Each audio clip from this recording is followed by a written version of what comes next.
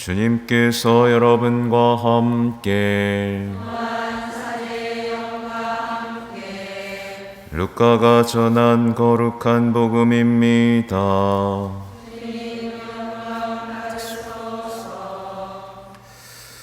그때 헤로데 영주는 예수님께서 하신 모든 일을 전해 듣고 몹시 당황하였다.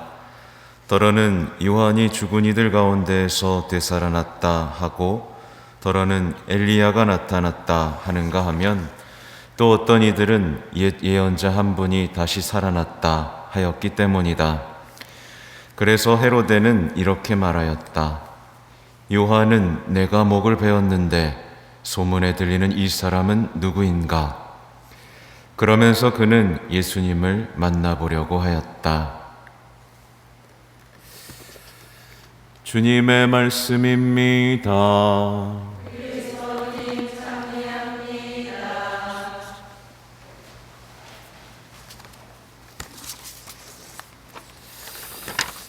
참 예수님,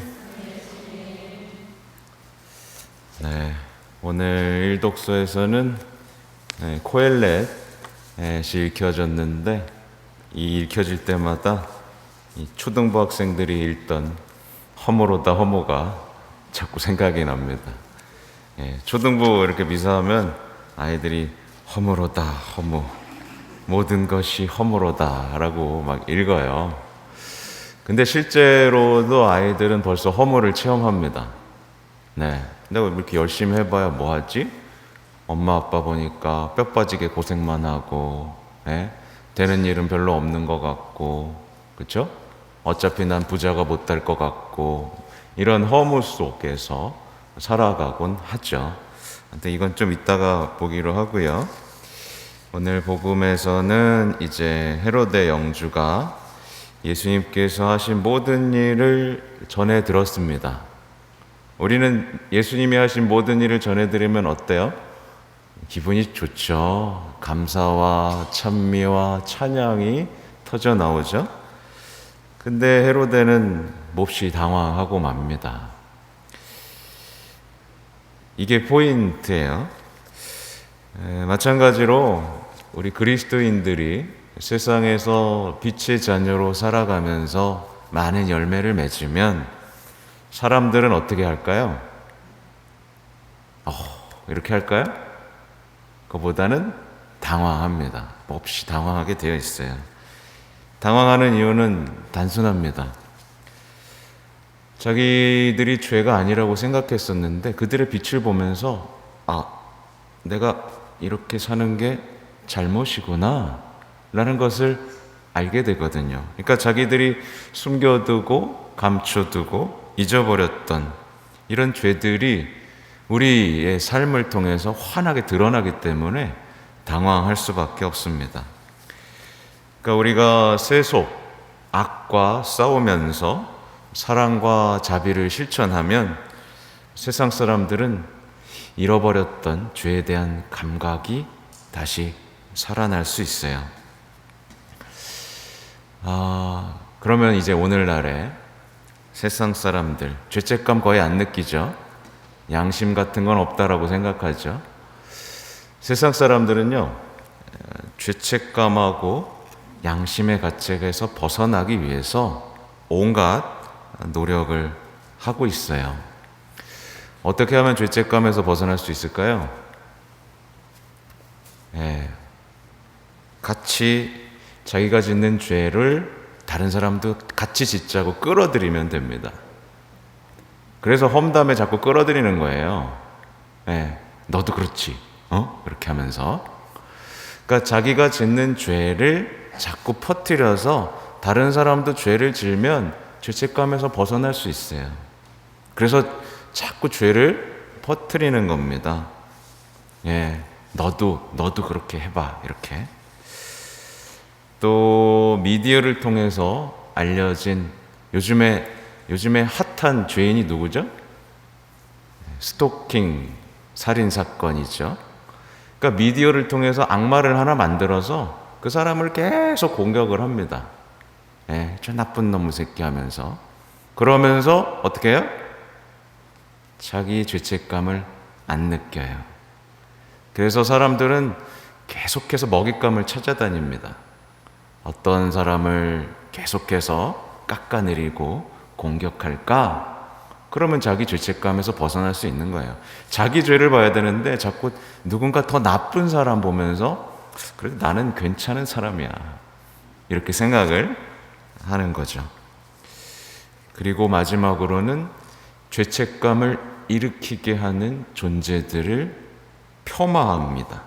지적을 하는 거예요. 예. 그래서 교회를 폄하하는 뉴스들이 많이 나오죠. 그렇죠? 교회 목사님들 불교들도 좋은 일 많이 합니다. 근데 뉴스에 뭐만 나와요? 이상한 목사들, 이상한 스님들, 그렇죠? 그리고 성당, 가톨릭 교회도 성추행한 신부들 뉴스만 가득 나오죠. 너네도 별거 없어. 너네도 우리한테 뭐라고 할 자격 없어. 예, 너는 우리를 몰라. 이런 식으로 폄하함으로써 죄책감에서 벗어날 수 있다라고 생각한 이 악한 세력의 어떤 움직임이라고 보시면 됩니다. 제가 왜 이 얘기를 하냐면 헤로데 때문에 그래요. 헤로데는 세례자 요한 덕분에 자기 죄를 알게 됐죠. 예, 이러면 안 되는구나 라는 것을 알게 됐어요. 자기가 생각하는 삶의 방식에 문제가 있다는 걸 알게 됐지만 어떻게 했어요? 가둬버리죠.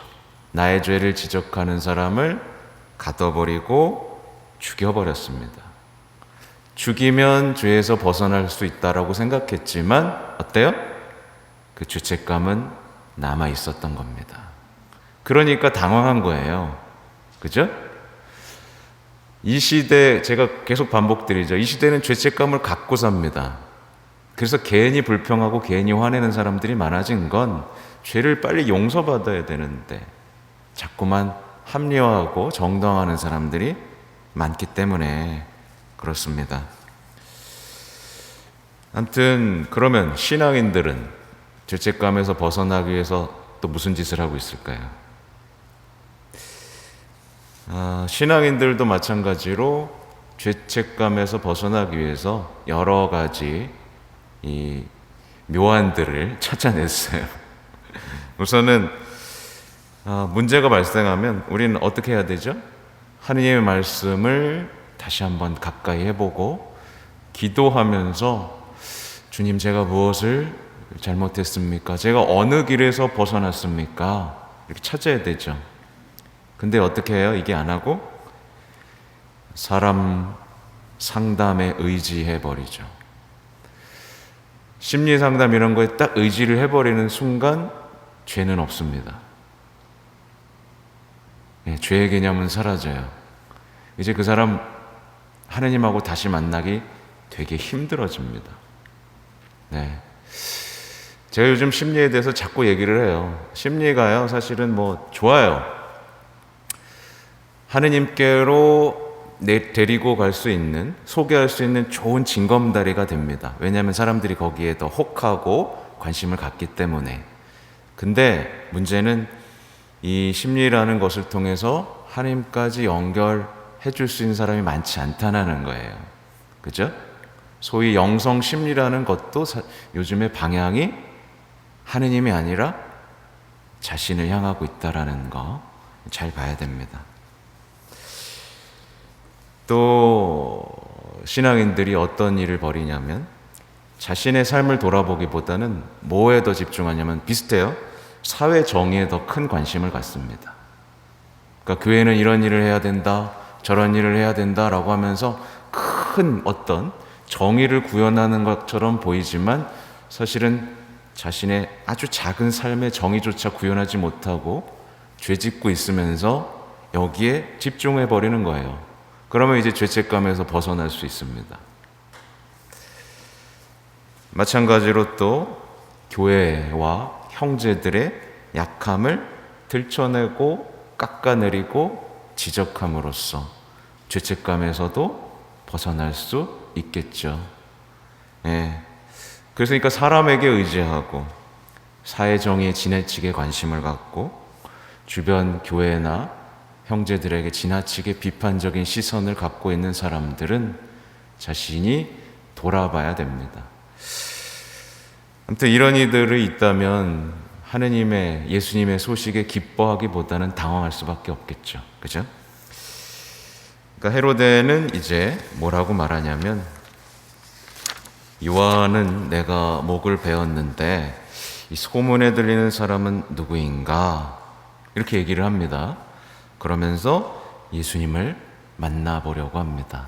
그러니까 예수님에게 호기심을 느끼고 있어요. 그러니까 요한은 내가 목을 베었는데 이게 뭐예요? 자기 죄죠. 자기 죄죠. 근데 죄를 어떻게 하고 있어요? 자랑하고 있죠. 내가 요한의 목을 베었는데 소문에 들린 사람 누구지?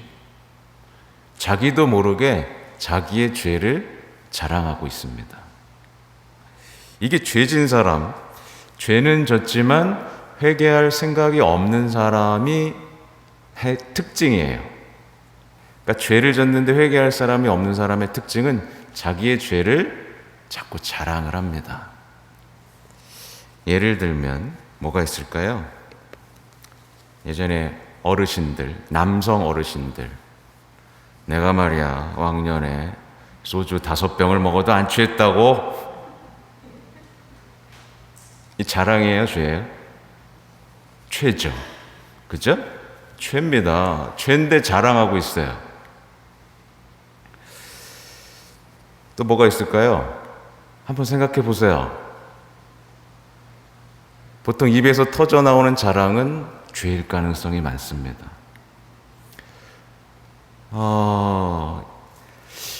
우리 여성분들은 어떤 걸 자랑하죠? 남편, 배우자의 어떤 약점들을 떠벌립니다, 서로. 우리 남편이 더 나빠. 야, 우리 남편은 더해. 그죠? 죄를 자랑하는 겁니다. 배우자의 죄 속에는 사실 내 죄도 숨겨져 있거든요. 예. 그죠? 네, 죄를 더 서로 자랑합니다. 네. 뭐 세상 사람들은 더 하죠. 대놓고 자랑하죠. 내가 더 비싼 거 샀어. 허영을 자랑하기도 하죠. 야, 내 백은 250만 원짜리야. 죄를 자랑합니다. 심지어 요즘에는요, 미디어를 통해서 나오겠지만 저는 낙태한 것이 자랑스럽습니다 라는 여성단체들의 운동도 있어요. 저는 제가 동성애인 것이 자랑스럽습니다. 떳떳합니다. 이렇게 얘기하는 사람들도 있어요. 네. 그렇죠? 아무튼 헤로데는요, 호기심을 갖죠. 예수님에게 호기심을 갖습니다. 왜 호기심을 가져요? 만나고 싶어서? 변화되고 싶어서? 그게 아니라 다시 한번 자신이 예수님을 가두고 무시하고 죽일 수 있는 존재인지를 확인하고 싶어서 그러는 겁니다. 네. 그래서 오늘날에도 마찬가지죠. 회개할 생각 없이 죄를 자랑하는 사람들이 교회에 많은 관심을 갖습니다. 특히 사제의 사생활에도 많은 관심을 가져요. 왜 그래요? 회개하려고? 그게 아니라 내가 겁주고 무시하고 제거할 수 있는 존재인지를 확인해 보려고 한번 떠보는 겁니다. 실제로 제가 이 블로그 하면은 어떤 사람들의 연령에서 성비가 어떻게 들어오는지 유튜브나 이런 걸 보면 통계가 나옵니다. 근데 제가 좋은 얘기할 때는 사람들이 몰려들지 않아요. 좋은 얘기할 때는 보통 여성분들이 많이 몰려듭니다. 근데 조금 교회의 나쁜 면에 대한 제가 해설을 하잖아요. 남성의 비율이 이렇게 올라갑니다. 평소에 교회에 어떤 예수님의 말씀엔 관심이 없었던 사람이 교회가 뭔가를 잘못했다 그러면 우르르르르 몰려들어서 거기에 막 댓글을 달기 시작하는 겁니다. 그죠? 뭔지 아시겠죠? 세상 사람들이 어떻게 교회를, 하나님의 말씀을 소비하고 있는지를 잘 보시면 돼요. 아무튼 훗날에 헤로데는 예수님을 만나죠. 근데 어떻게 했어요? 업신여기고 조롱하고 맙니다. 루카복음 23장 11절에서 12절에 이렇게 나와요. 헤로데도 자기 군사들과 함께 예수님을 업신여기고 조롱한 다음 화려한 옷을 입혀 빌라도에게 돌려보냈다. 전에는 서로 원수로 지내던 헤로데와 빌라도가 바로 그날 서로 친구가 되었다. 이 얘기입니다. 그러니까 헤로데는 참 불쌍하죠. 예수님하고 친구가 될 수 있었어요. 근데 누가 친구가 돼요? 빌라도와 친구가 됩니다. 그러니까 세상 사람들이 살아가는 삶의 방식이 바로 그거예요. 예수님하고 친구가 되어야 되는데 자꾸 나쁜 사람하고 친구 관계를 넓혀가고 있는 거죠. 죄를 부끄러워하지 않는 사람들하고 더 친구가 되면 될수록 내가 이 사회에서 더 안전하고 죄책감 없이 살 수 있다라고 하면서 인맥을 넓혀 나가죠. 그죠? 그러니까 헤로데는 예수님과 친구가 될 길을 놓치면서 용서받고 회개하고 새로 시작할 기회도 함께 놓쳐버리고 맙니다. 그러니까 오늘날의 세상 사람들도 이것을 이해해야 됩니다. 예수님은요, 무서운 모습으로 나타나서 너 회개해라 하고 강요하지 않으세요. 똑같이 무력한 모습으로, 연약한 모습으로, 보세요. 십자가의 모습으로 우리에게 회개를 요청하고 계시고, 아주 어린 마구간의 아이의 모습으로 우리를 회개하라고 요청하죠. 근데 사람들은 어떻게 하죠? 업신여기고 조롱하면서 죄 속의 삶을 이어가는 것. 이게 현대인이 예수님을 대하는 모습과 똑같죠. 아무튼 우리는요, 누구와 더 친밀해지고 있는가를 잘 보셔야 됩니다. 여러분, 예수님하고 더 친해요? 세상 사람들하고 더 친해요? 보셔야 돼요. 예수님하고의 친밀도가 올라가고 있지 않으면 지금 심각한 상황인 겁니다. 그러면서 내 주변 사람들하고 더 많이 관계받기를 원하고 있다면 정말 불행한 거겠죠. 일독서는 바로 그것을 얘기합니다. 일독서는 어떻게 보면 삶을 매혹시키는 죄들을 찾아 나선 거죠. 그죠? 그러니까 세상이 매력적인 것들을 자꾸 찾아 나서다 보니까 그게 모두 뭐라고요? 허무로다, 허무라고 얘기하는 거죠. 그래서 결론은 뭐냐? 코엘렛은 헛된 것을 버리고 이제 누굴 찾아요? 하느님을 찾습니다. 그리고 이제 깨닫는 거예요. 하느님으로부터 오지 않은 모든 것은 허무고 하느님을 떠난 인간의 모든 노고는 허무로 돌아갈 것이다 라고 외치는 겁니다. 하느님을 떠난 사람이 아무리 세상에서 열심히 살고 행복하게 살고 의미 있는 일을 했다고 하더라도 사실은 대부분 뭘 느껴요? 허무를 느낍니다. 여러분들은 자식에게 허무를 느낍니까? 자식 키워봐야 다 소용이 없구나. 만약에 그랬다면 세상의 방식으로 자녀를 키운 거겠죠. 그죠? 아, 배우자에게 잘해봐야 소용이 없구나. 허무로다, 허무. 이러면 뭐예요? 여러분은 하느님을 떠난 상태로 배우자와 어떻게 잘해보려고 했던 삶을 허무라고 말하는 겁니다. 근데 여러분이 하느님 안에 있고 하느님 말씀에 충실하고 하느님을 사랑하면서 자녀에게 하느님을 전하고 배우자와 함께 여생을 지금 살아왔다면 허무라고 말할 수 있을까요? 아니죠. 모든 것이 의미이고 감사였습니다. 주님 찬미 받으소서라고 말할 수 있겠죠. 그 지금 여러분에게는 허무가 있는지 충만한 기쁨과 의미가 있는지도 돌아봐야만 합니다. 부디 여러분들 죄를 용서받는 기쁨을 알고 예수님과 친구가 되는 영광을 누리는 신앙인이 되시기 바랍니다. 아멘.